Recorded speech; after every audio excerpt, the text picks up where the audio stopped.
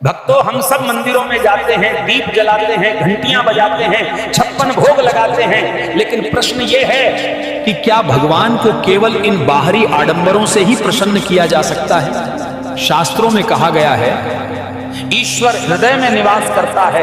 यदि हमारे हृदय में करुणा, दया और धर्म नहीं है तो पत्थर के भगवान के आगे माथा टेकने का क्या लाभ?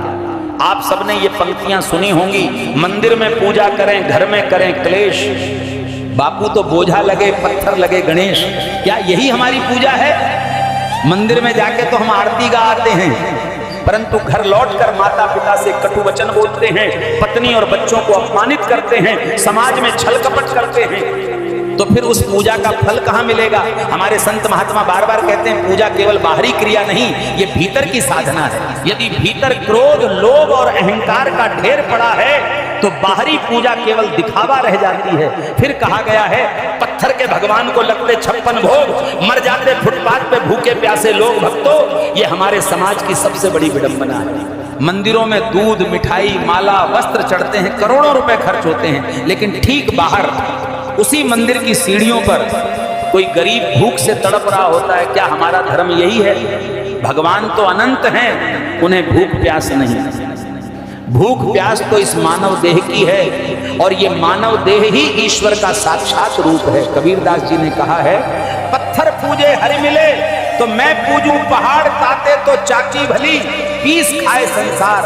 अर्थ यह है कि यदि भगवान केवल पत्थर पूजने से मिलते तो पहाड़ पूज लेना ही पर्याप्त होता, परंतु सच्चा भगवान तो सेवा में है, प्रेम में है, करुणा में है। भक्तों, धर्म केवल मंदिर की दीवारों में कैद नहीं है। धर्म तो तब जीवित होता है जब हम किसी भूखे को अन्न दे देते हैं, किसी प्यासे को जल पिला देते हैं, किसी निराश व्यक्ति को आशा का संबल दे देते हैं। यही सच्ची आराधना है, यही सच्चा 56 भोग है। भगवान श्री कृष्ण ने गीता में कहा है, तो पत्रम पुष्पम फलम तोयम यो मे भक्त्या प्रयच्छति, अर्थात यदि कोई प्रेम से एक पत्र, एक पुष्प, एक फल, यहाँ तक कि जल पर भी अर्पण करता है तो मैं उसे स्वीकार करता हूँ। तो क्या हमें करोड़ों रुपए की भेंट देनी है? नहीं, हमें चाहिए शुद्ध हृदय, निष्कपट भक्ति और जीव मात्र के प्रति करुणा। प्रिय श्रोताओं, आज इंसान का हृदय ही पत्थर बन गया है। बाहर मूर्तियां चमचमाती हैं, पर भीतर का इंसान कठोर और निष्ठुर हो गया है।